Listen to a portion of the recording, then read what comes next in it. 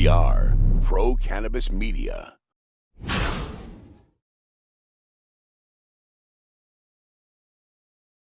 It was ribbon cutting day at Solar Therapeutics in Somerset, Massachusetts. CEO Ed Dow with the honors, surrounded by smiles from town officials. It was a day to celebrate and tour the Bay State's first solar-powered cannabis dispensary and grow farm. Their CEO, Ed Dow, goes in the weeds with Jimmy Young next. Don't look now, but it's a whole new world of weed out there. Pot is flower, it's Bruce Banner and Blue Dream. You've got bongs and dabs, resin and shatter, vaping and edibles, new terms, new strains, and new ways to use cannabis sativa, the plant. Some just made with CBD, and hemp has minimal THC. There's sativa and indica strains, and 100 chemicals, all legal in 10 states for adult use. There's a lot to get to know. Get used to it, folks, because it's legal in the Bay State and it's not going away. Neither is In the Weeds with Jimmy Young next.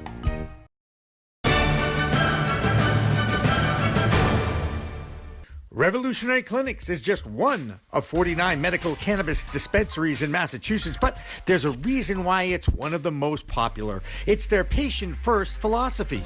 All day long, they teach, they educate, they communicate about this complicated plant called cannabis sativa. That's true whether you visit their Cambridge location in Fresh Pond at 110 Fawcett Street or at 67 Broadway in Somerville. Revolutionary Clinics, where the patient comes first. Hi everyone, welcome to another very special edition of In the Weeds with Jimmy Young, actually on location again, on the road at Solar Therapeutics, a dispensary in Somerset, Massachusetts. And joining me is the CEO of Solar Therapeutics. His name is Ed Dow, just like the chemical company. How many times have you heard that in your life? I heard it 20 minutes ago. All right, fair enough. I'm not an original guy. Or Dow Jones. Or Dow Jones, there you go. Yeah. You've been an engineer for a long time, and you were in the metal goods industry, you said. How does anything like the metal goods and working in Woods Hole Oceanographic Institute, Woods Hole how does that prepare you for running a cannabis business, Ed? So it's ironic that a lot of the same mechanical equipment we used over in that space actually transitioned right over to the marijuana space. Mm-hmm. It's big industrial HVAC. That's what we do here. I did it on a different scale, obviously. This is a pretty large scale here. Mm-hmm. But I think it's just a function of you start with a design, you think it's going to work originally. A lot of people stick with one design and they really marry that design, even if that design doesn't work. Mm-hmm. But from the engineering space, you have a design. If it doesn't work, you either modify it or you throw it away and you move forward. And we've really done that and taken it to sort of the apex at this place, as far as I'm concerned. We've really learned from past mistakes and really kind of dialed this whole facility in. So we're really excited about that. Correct me if I'm wrong, September you opened? That sounds about right. Okay. Yeah. I'm sorry, for recreational sales, yes. And then today was the grand opening for the cultivation site. Gotcha. And we saw a few of the little lovelies in the growing area, which was kind of nice. I see a big smile on Brendan's face. Yeah. How did you get to him as your grower? We interviewed a lot of growers, a lot of people out of classical botany, and then finally I said, we need to find somebody who's been doing this professionally out in a state that's been growing for a long time. California is where we went to.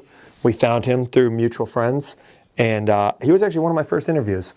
And I interviewed him, and I said, man, that guy was great, but it was the first or second interview. We said we should really see a lot more people. Yeah. And then 6 months later, we said, hey, that guy Brendan, he was a great guy. I think he could do this.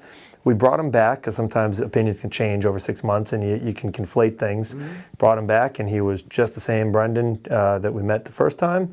And we said, you know what, we're going to give it a shot. He doesn't come from the classical sort of regulatory background. Yes, he comes from that triangle in California. Actual triangle in California, growing actually hundreds and hundreds of pounds years over years for 9 years straight. Right. And I said, we can bring in the production manager behind him, but I just want somebody to have incredibly happy, healthy plants, and that's what he does. Yeah, it's great, and I find him a very unique individual. Not only does he know his stuff about the plant, and also gave me a lesson on what's the difference between a female and a male plant. Okay, but also the fact that he's passionate about it. But he told me, and this is fascinating to me, he won't sample the goods because he's allergic to THC. That's the most incredible thing I've heard. Yeah, me and him both are in a similar boat there. I used to love it, and now it's not my thing. Away. But yep. Good for you. Good for you. Yep. Why did you adopt and embrace the solar side of things when it comes to not only the actual growing of the facility, but now you're branded as Solar Therapeutics too. So how important was that for you? It's our core mission. That's really what it is. So we want to produce responsibly and sustainably cannabis at scale. There's a huge wrinkle in the wholesale market right now in Massachusetts. We're calling around to every different vendor to stock our shelves, and you can bet we're not the only one doing that. That's everyone in Mass. Everyone's supplying for themselves, which is great, but they can't help an industry that there's going to be a lot of people like you that hop into the space that say, I just want a retail operation. I don't want to grow it. I don't want to have a huge energy consumption bill behind me. I don't want to put in millions of dollars into a cultivation site. And our wholesale operation will fit that need in Massachusetts. And then I felt really strongly that we could do better than the state required 36 watts per square foot, which means we not only met that, we way exceeded our energy efficiencies needed. And really that's to differentiate ourselves at this point. I think the consumer, I think it'll resonate with the consumer. They want to see somebody being responsible, not just because you can buy the energy off the grid, doing it and producing a ton of CO2 emissions, which we don't talk about. This industry is a monster energy hog. So it says second to the data storage. They're on trend to be second to only data storage. Yeah. That's it. That means we're going to use a ton of power. And just this facility alone, if we could all do this, I'm very comfortable saying we're offsetting 50% of our carbon emissions. Truthfully, we hope it's more like 75%, but time will tell once we can start monitoring. That's a big deal. Yeah. That's a big deal. And it really became a kind of, I told you back to the engineering thing, you start with one idea, it kind of pivots, it changes. That happened here at Solar. It wasn't our original name. We said, oh, this building has a ton of solar. Let's go after that building. Not only the solar on the roof, but the solar out in the rear of the property. And then we said, oh, solar's fantastic, but you can't run around the clock with solar. If this operation is going to run like an industrial facility, as it's designed to do, you need to also have constant power. That's where the microgrid, the cogen units come in out front. And then when you blend those two together, you get a really clean and efficient blended average, and you're producing power at half the cost versus the electrical grid. It's really a no-brainer. The only real friction is coming up with the capital to buy these assets up front. That's painful, it's a heavy lift, but it'll pay itself back in a couple of years. And again, I think it'll really resonate, time will tell, with the consumers, and it'll definitely resonate with the investors. And all personal investors, all private? So all private funding. We bootstrapped millions and millions of dollars. You said tens, yeah, I heard that. Well, it's a lot. It's a lot. We bootstrapped this all on private investors. That's fantastic. Yep. And when you're out raising money, it's always challenging. I don't care what your business plan is. Yep. I'm guessing in the cannabis space, it was as challenging as anything you've ever tried, if you've ever done fundraising before. But did the fact that you wanted to do it solar help with that investment? Absolutely. It absolutely did. Did it seal the deal with most of these people? With one of our biggest investors, yes, it did, for sure. That's great. So this is truly a socially responsible capitalist venture. 100%. And more importantly, it's solar powered. Yep. It's good for the environment. Yep. And that's, I even said in the first time I walked through this facility, I'm like, I kind of think the industry should embrace this model. I think it's going to be the new standard. I really do. I didn't want to talk about it too early on, as we talked about, and now I'm comfortable sharing it with everyone because it took us a long time to get to this point. Yep. But I think we're setting a new bar. I really do.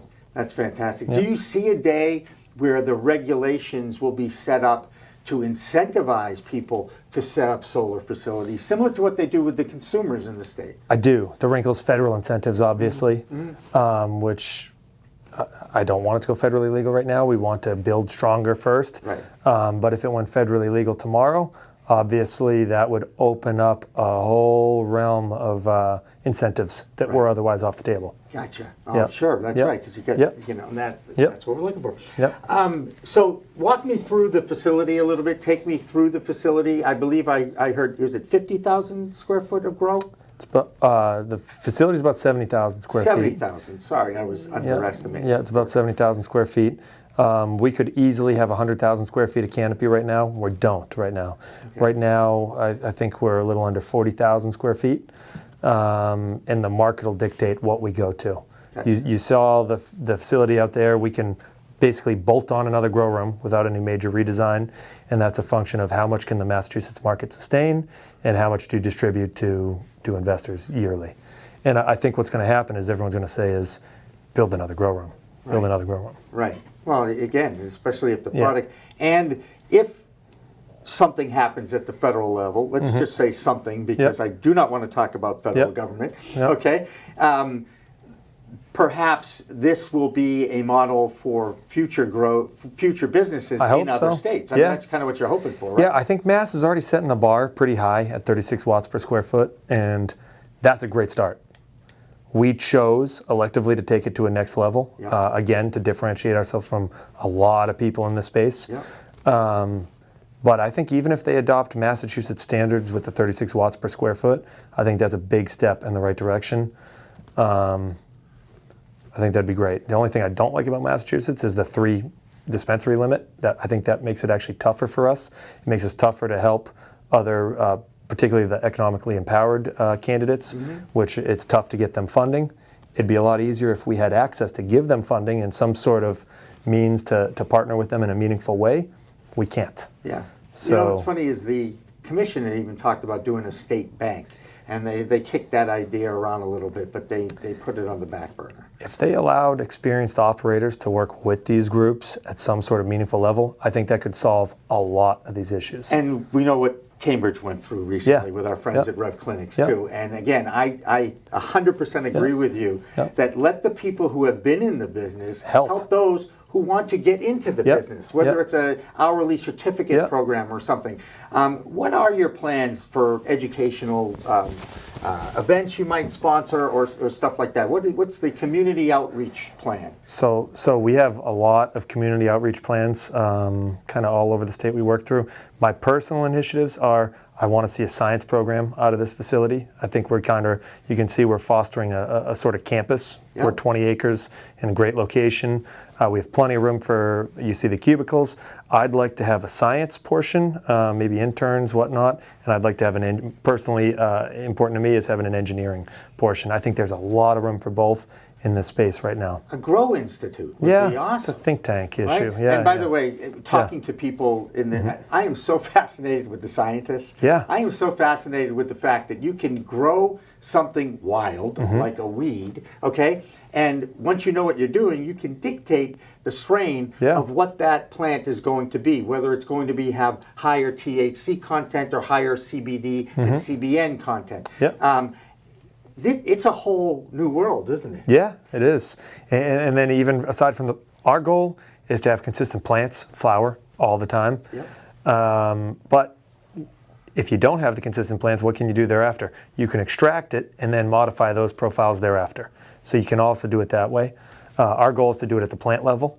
And then I think that's a big differentiator as well. Yeah, fantastic. And Solar Cannabis is kind of a brand you guys have been throwing around. Is this something you believe you could actually make it catch on and the entire cannabis industry might get behind it? Solar Cannabis? Yeah, Solar Cannabis. Solar Cannabis. All right, I got it. You know?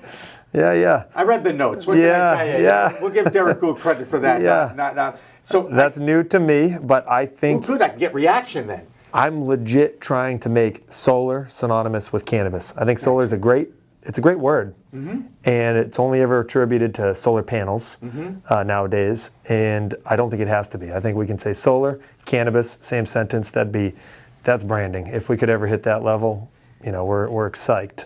But when is your facility going to be 100% growing and operational? Do you have your target date? I'm guessing it's not a 30, 60, 90 plan.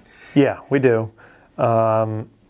If we wanted to, we could build out the rest of that in 6 months if we wanted to. Yep. The market's really going to dictate that. We don't have to change any infrastructure. Everything's there. It's stubbed out. We know what every grow room costs. It's the same line item cost. We could bolt on essentially 11 more grow rooms in under 6 months if we wanted to. Wow. Yeah. Taking a look back at the first year of adult use recreational cannabis sales in Massachusetts, they came up with the figure of 420 million, coincidentally, in 1 year. Yeah. Comparatively to what Illinois went through over the first month of them going adult use recreational, I mean, Illinois went off the charts. Yeah. Where do you see the market? How big is the market actually in Massachusetts, do you think? And are we, the fact that that the commission has come on board and has really done a great job of what I've on record as saying of retarding the growth and the birth of this industry, controlling it. The governor wanted crawling before walking. He got it, and now he's got a whole bunch of people pissed off at him, but that's another story. Point being, again, back to the market size. How big is the market in Massachusetts? And of course, you can't legally sell it outside of the borders, correct? We can't legally sell it outside the borders. The speculative market, I'm not sure what to put a number on it right now. I think that's also tied to our wholesale prices, and we don't know how they're going to be impacted over the next year. So we could talk about it in terms of pounds or hundreds of thousands of pounds. We think we could fill a quarter of that quota, maybe. That's just because legal limits. That's what it restricts us to. But I don't want to put a number on, That's okay. on it. And so once you get to that limit that the state has put on you, your future, you hope, I'm guessing, is to replicate this in other states. Yep. Anyone in particular you're actually looking at now already? There's two already. I'd say one that we've definitely started inroads on is the Empire State we're working down in. Yeah. And one of our partners is up here right now, and we'll see how that goes. But we've got a great space. We've had some great inroads, and now it's up to the government to work on their side of the application process. Right. Well, let's not again. I don't want to talk about the government. Yeah. Let's leave them. They get their hands full these days, don't they? My God, what are they doing down there? Well, and then in Rhode Island, which we thought we were going to have a part in, now they want to run it themselves. Yeah, I saw state-run dispensaries. Yeah.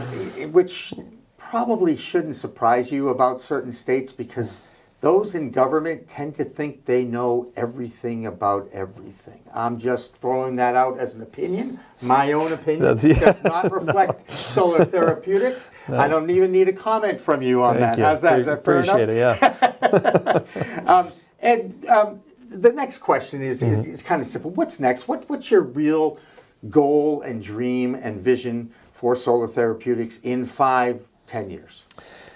Right now, we're swinging for the fences as far as marketing. If our brand name sticks, I hope it will. I think it will. Then we can fund future growth. We can work in other states. We can have fun with it and really build a company that's going to stay a long time.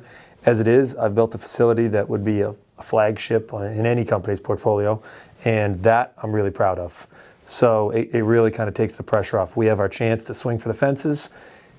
If people don't catch on to the name, if people don't catch on to the brand, hey, we know we've built a really solid establishment that's going to produce cannabis at scale, cheaply and responsibly.